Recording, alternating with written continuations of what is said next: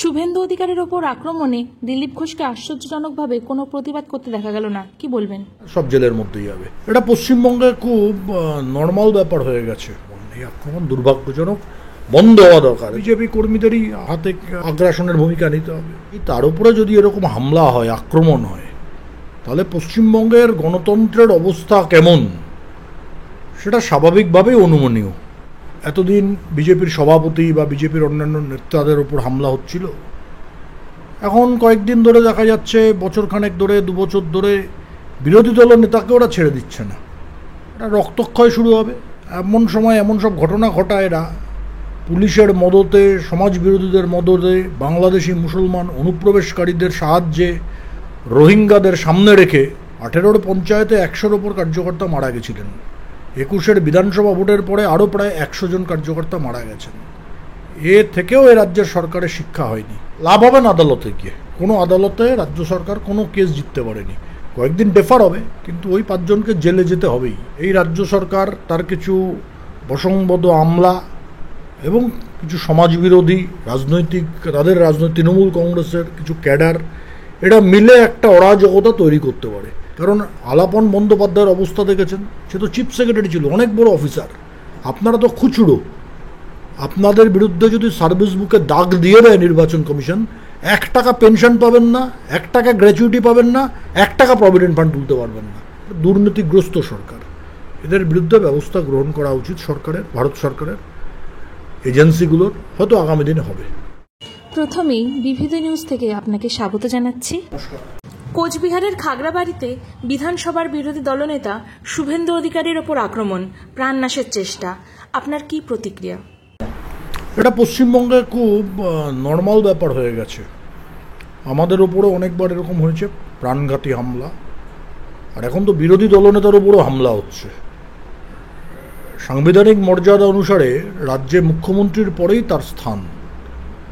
কাজেই তার উপরে যদি এরকম হামলা হয়, আক্রমণ হয়, তাহলে পশ্চিমবঙ্গের গণতন্ত্রের অবস্থা কেমন সেটা স্বাভাবিকভাবেই অনুমানীয়। কাজেই এতদিন বিজেপির সভাপতি বা বিজেপির অন্যান্য নেতাদের উপর হামলা হচ্ছিল, এখন কয়েকদিন ধরে দেখা যাচ্ছে, বছরখানেক ধরে, 2 বছর ধরে বিরোধী দলের নেতাকে ওরা ছেড়ে দিচ্ছে না।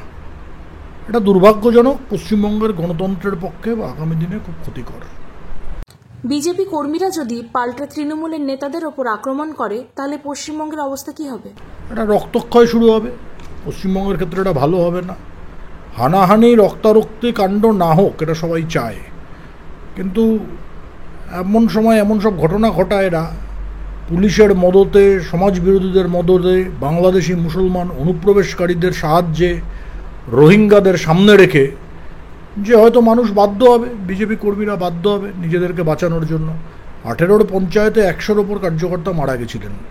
21-এর বিধানসভা ভোটের পরে আরও প্রায় 100 জন কার্যকর্তা মারা গেছেন। এ থেকেও এ রাজ্যের সরকারের শিক্ষা হয়নি। যদি আইনের শাসন প্রতিষ্ঠা না হয়, তাহলে বিজেপি কর্মীদেরই হাতে আগ্রাসনের ভূমিকা নিতে হবে। আপনি অনুপ্রবেশকারীদের কথা বললেন, রোহিঙ্গাদের কথা বললেন।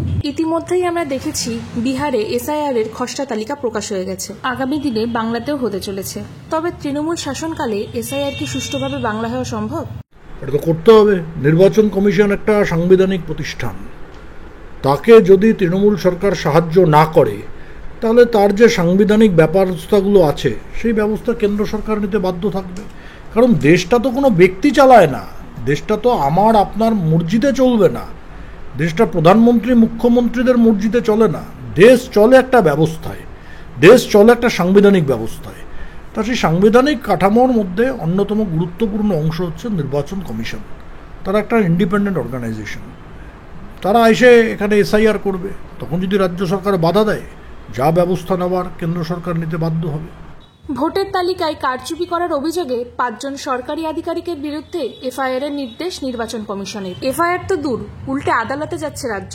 সরকারি আধিকারিকরা যাতে নির্ভয়ে বেআইনি কাজ করতে পারে, তারই লাইসেন্স দেওয়া হচ্ছে। লাভ হবে না আদালতে গিয়ে। কোনো আদালতে রাজ্য সরকার কোনো কেস জিততে পারেনি। কয়েকদিন ডেফার হবে, কিন্তু ওই 5 জনকে জেলে যেতে হবেই। কেউ আটকাতে পারবে না। নির্বাচন কমিশন যদি শক্ত হয়, এরা কেউ বাইরে থাকবে না, সব জেলের মধ্যেই যাবে যারা এই অপরাধের সঙ্গে যুক্ত থেকেছে।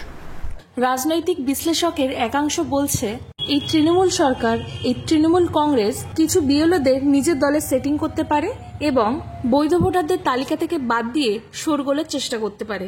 কি বলবেন এই নিয়ে? হ্যাঁ, হওয়া সম্ভব। নির্বাচন কমিশনকে আরও সতর্কতা অবলম্বন করতে হবে। এই রাজ্য সরকার তার কিছু বসংবদ আমলা এবং কিছু সমাজবিরোধী তাদের রাজনৈতিক তৃণমূল কংগ্রেসের কিছু ক্যাডার, এরা মিলে একটা অরাজকতা তৈরি করতে পারে।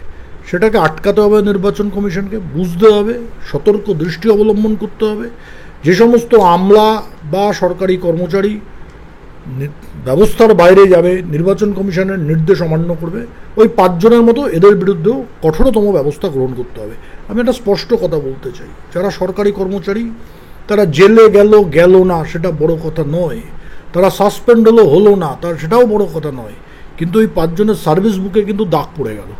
আর এই দাগ যখন পড়ে গেছে, এরা যখন রিটায়ার করবে তখন এরা কিন্তু বিপদে পড়বে। কাজেই আমি নির্বাচন কমিশনের হয়ে যারা সরকারি কর্মচারীরা কাজ করবেন তাদেরকে বলবো, কোনো নেতা নেত্রী বাঁচাতে আসবে না। নির্বাচন কমিশনের নির্দেশ অক্ষরে অক্ষরে পালন করুন। আপনি যখন রিটায়ার করবেন তখন মমতা বন্দ্যোপাধ্যায় ইহলোকে থাকবেন কিনা আমি জানি না, হয়তো সুস্থ থাকবেন, ভালো থাকবেন, কিন্তু মুখ্যমন্ত্রী থাকবেন না। কাজেই বাঁচাতে পারবেন না কেউই। এখন কাজ করুন যাতে রিটায়ারমেন্টের সময় শান্তিতে জীবনের বাকি দিনগুলো কাটাতে পারেন। কারণ আলাপন বন্দ্যোপাধ্যায়ের অবস্থা দেখেছেন, সে তো চিফ সেক্রেটারি ছিল, অনেক বড় অফিসার। আপনারা তো খুচরো। আপনাদের বিরুদ্ধে যদি সার্ভিস বুকে দাগ দিয়ে দেয় নির্বাচন কমিশন, 1 টাকা পেনশন পাবেন না, 1 টাকা গ্র্যাচুইটি পাবেন না, 1 টাকা প্রভিডেন্ট ফান্ড তুলতে পারবেন না। আমি জেল, সাসপেনশন এগুলোর কথা পরে বলছি। সেই বিপদ থেকে যদি বাঁচতে চান, নির্বাচন কমিশন যা যা নির্দেশ দিচ্ছে তা অক্ষরে অক্ষরে পালন করুন। আমরা জানি অতীতে অন্তত 20 বারের ওপরে দিলীপ ঘোষের ওপর আক্রমণ হয়েছে। বিরোধী দলনেতার ওপর এরকম লাগাতার আক্রমণ, তবে কি কেন্দ্রের কোনো প্রতিক্রিয়া নেই? আর কবে কেন্দ্রীয় হস্তক্ষেপ হবে? আমরা তো দাবি করেছিলাম এর আগে, কেন্দ্র কি করবে সেটা কেন্দ্র সরকার জানেন, আমি তো কেন্দ্র সরকারের প্রতিনিধি নই। কিন্তু চিরকাল চোখ বন্ধ করে কেন্দ্র সরকার থাকবেন এটাও আমার মনে হয় না। একদিন না একদিন ব্যবস্থা হবে, সেটা কবে হবে দেখতে হবে। এরকম উঁচু দলের বরিষ্ঠ নেতাদের যদি আক্রমণের শিকার হতে হয়, তাহলে তুলনায় নিচু স্তরের নেতারা আদৌ এগিয়ে আসতে পারবে? আজকেও তো আক্রমণ হয়েছে, বিজেপির 2-3টে মিছিলের ওপর আজকে তৃণমূলের হারমাদদের আক্রমণ করেছে। এগুলো দুর্ভাগ্যজনক ঘটনা, না হলেই ভালো হতো। শুভেন্দু অধিকারের ওপর আক্রমণে দিলীপ ঘোষকে আশ্চর্যজনকভাবে কোনো প্রতিবাদ করতে দেখা গেল না, কি বলবেন? প্রেস জিজ্ঞাসা করলে তো প্রতিক্রিয়া করবে, প্রতিক্রিয়া তো আমরাও কিছু দিইনি। ফেসবুকে আমরা কিছু শেয়ার করেছি শুধু, তুমি আসলে জিজ্ঞাসা করলে তাই প্রতিক্রিয়া দিলাম। এতে কি আছে? যাকে জিজ্ঞাসা করবে কারুর কোনো সব সময় প্রেস সঙ্গে নিয়ে ঘুরে বেড়াবে এমন ব্যবস্থা তো নেই। যদি সেটা হয় তাহলে সবসময় প্রেস থাকলে নিশ্চয়ই প্রতিক্রিয়া দিত। কিন্তু যা হয়েছে ঠিক হচ্ছে না এভাবে আক্রমণ। এই আক্রমণ দুর্ভাগ্যজনক, বন্ধ হওয়া দরকার। এতে গণতন্ত্রের ক্ষতি হচ্ছে, রাজ্যের ক্ষতি হচ্ছে। এই সরকার সরকারি কর্মচারীদের দিয়ে দিতে পারে না, অথচ মণ্ডপে মণ্ডপে 1,10,000 এবং আমার বুথ আমার সমাধানে 10 লাখ টাকা করে বরাদ্দ। এটা কি ন্যায্য? দেখুন, টাকা লুটপাট চলছে।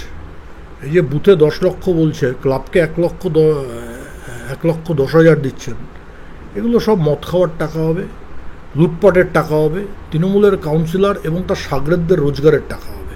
নির্বাচন আসছে, এইভাবে টাকাগুলো বিলিবন্টন করছে মমতা ব্যানার্জি সরকার। ভারত সরকারের উচিত এই ব্যাপারেও হিসাব তলব করা, দেখা এই টাকা কোথা থেকে আসছে, কিভাবে পেমেন্ট হচ্ছে। এক খাতের টাকা আর এক খাতে পেমেন্ট করা কিন্তু এটা সিরিয়াস ক্রাইম, সেটা বন্ধ হওয়া দরকার। আমার অন্তিম প্রশ্ন, শুভেন্দু অধিকারী বলছেন 26-এর আগে অভিষেক বন্দ্যোপাধ্যায়কে মাইক হাতে কোনো জায়গায় বক্তৃতা করতে দেব না, তাহলে কি তার পরবর্তী স্থান জেল হতে চলেছে? কি বলবেন এই নিয়ে? হতে পারে, বিভিন্ন রকমের অভিযোগ তো আসছে, দেখুন না কি হয়। ওনার কাছে নিশ্চয়ই কোনো ইনফরমেশন আছে, আমার কাছে নেই। কিন্তু কি হবে না হবে কিছুই আমরা জানি না। কিন্তু এটুকু বলতে পারি, এই তৃণমূল সরকার দুর্নীতিগ্রস্ত সরকার, এদের বিরুদ্ধে ব্যবস্থা গ্রহণ করা উচিত সরকারের, ভারত সরকারের এজেন্সিগুলোর। হয়তো আগামী দিনে হবে।